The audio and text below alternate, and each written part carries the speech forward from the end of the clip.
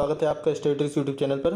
आज हम आपको बताने वाले हैं 20 महत्वपूर्ण प्रश्न जो सभी परीक्षाओं में पूछे जाते हैं। अभी पीईटी आने वाला है कुछ समय बाद और अग्निवीर काफ़ी ज़्यादा वैकेंसी आ रही हैं, तो ये प्रश्न हैं जो आपको आने वाली परीक्षाओं में सहायता देंगे। पहला है, तुलबुल परियोजना किस नदी पर स्थित है? तो दोस्तों तुलबुल परियोजना किस नदी पर स्थित है? झेलम नदी पर स्थित है दोस्तों।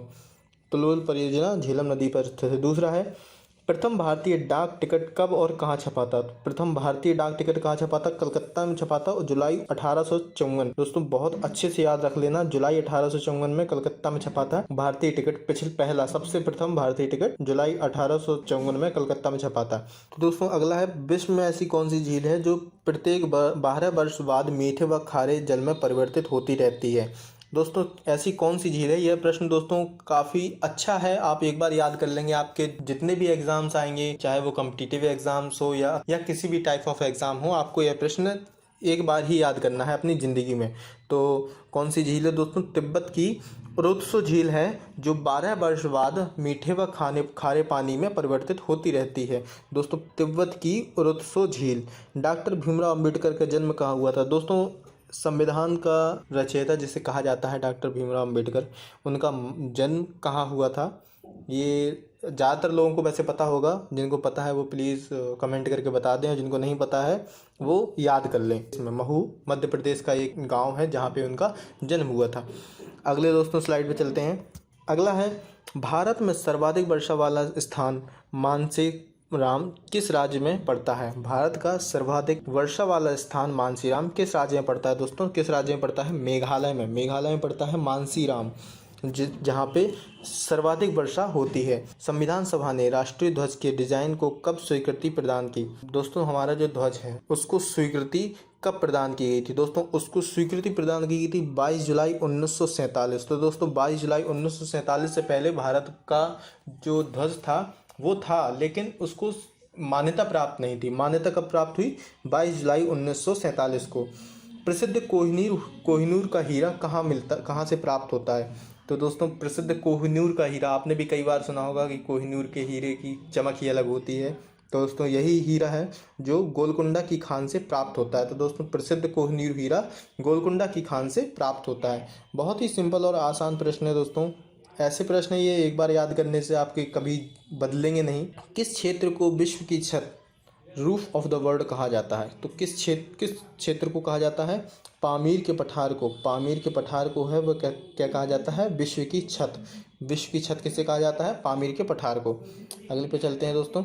सीमांत गांधी के नाम से किसे जाना जाता है? सीमांत गांधी के नाम से किसे जाना जाता है? खान अब्दुल गफ्फार खान। काफ़ी बार आपने इनका नाम सुना होगा, खान अब्दुल गफ्फार खान का नाम, लेकिन इनको सीमांत गांधी के नाम से जाना जाता है। United Nations children education fund UNICEF का मुख्यालय कहाँ है? दोस्तों यूनिसेफ का देखो, इसमें आपको एक साथ दो चीज़ें देखने को मिल रही हैं। पहली चीज़ यूनिसेफ का पूरा नाम और यूनिसेफ का मुख्यालय कहाँ है। तो दोस्तों यूनिसेफ का जो मुख्यालय वो कहाँ स्थित है? न्यूयॉर्क में स्थित है। तो अगला है, रामकृष्ण मिशन की स्थापना किसने की? दोस्तों रामकृष्ण मिशन की स्थापना किसने की? स्वामी विवेकानंद। ये हमारे 5, 6, 7 हमें इन क्लासों में ये रटवाया जाता था कि रामकृष्ण मिशन की स्थापना किसने की, भारत की खोज किसने की, या राष्ट्रगान के रचयिता कौन है। तो दोस्तों ये प्रश्न आम प्रश्न है, आपको इसका आंसर पता होना चाहिए था। अगर आपको नहीं पता है तो आप कृपया अपने स्टडी पे थोड़ा ध्यान दें। तो ऐसे छोटे छोटे प्रश्नों पर अपना समय व्यतीत ना करें और इनका आंसर देखते ही पता चल जाए। किस देश को उगते हुए सूरज की भूमि कहा जाता है? दोस्तों किस देश को उगते हुए सूरज की भूमि कहा जाता है? इसका अर्थ है कि दोस्तों सबसे पहले सूर्य कहाँ निकलता है? तो हमारा विश्व जो हमारी पृथ्वी है उसमें सबसे पहले सूरज कहाँ निकलता है? दोस्तों सबसे पहले सूरज निकलता है जापान में। तो दोस्तों जापान में है जो सबसे पहले सूरज निकलता है और इससे ही उगते हुए सूरज की भूमि कहा जाता है। अगले पर चलते हैं।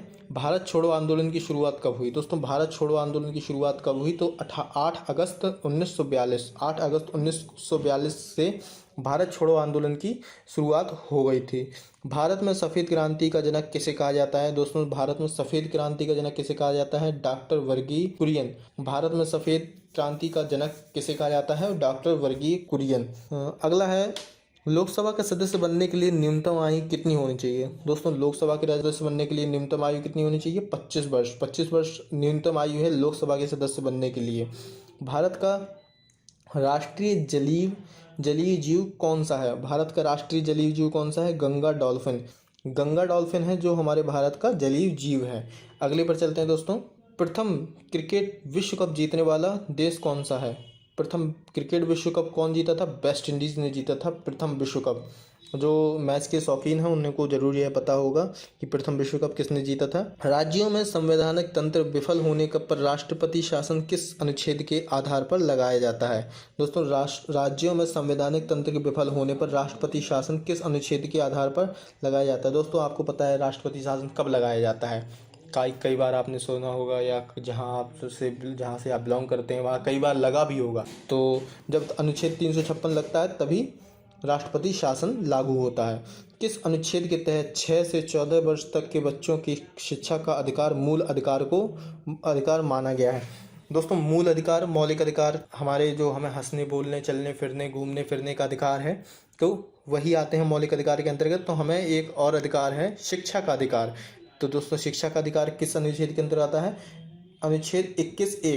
दोस्तों, बहुत कन्फ्यूजन वाले क्वेश्चन होते हैं ये, कई बार किसी और एंगल देख के ये पूछा जाता है और हम लोग गलत कर देते हैं। इसका जो सही आंसर है वो है 21A, अनुच्छेद 21A, जिसमें बच्चों को 6 से 14 साल के बच्चों को शिक्षा का अधिकार मूल अधिकार दिया गया है। चंद्रमा पर मानव को पहुंचाने वाला प्रथम अंतरिक्षयान कौन था? कौन सा अंतरिक्षयान था जिससे मानव पहली बार मानव को चंद्रमा पर लेकर गया था? तो वो था अपोलो 11। तो दोस्तों, यह जो प्रश्न है वो आपके लिए है कि भारत में कितने राज्य और कितने यूनियन टेरेटरी हैं? दोस्तों, इसका आंसर आप इसी वीडियो के कमेंट में डाल देना, मैं चेक जरूर करूँगा। भारत में कितने राज्य और कितने यूनियन टेरेटरी हैं? आपको वीडियो अगर अच्छी लगी हो तो लाइक करें और शेयर करें अपने दोस्तों के साथ, और नॉलेज चाहते हैं तो चैनल को सब्सक्राइब करें। मिलते हैं अगली वीडियो में, तब तक के लिए धन्यवाद।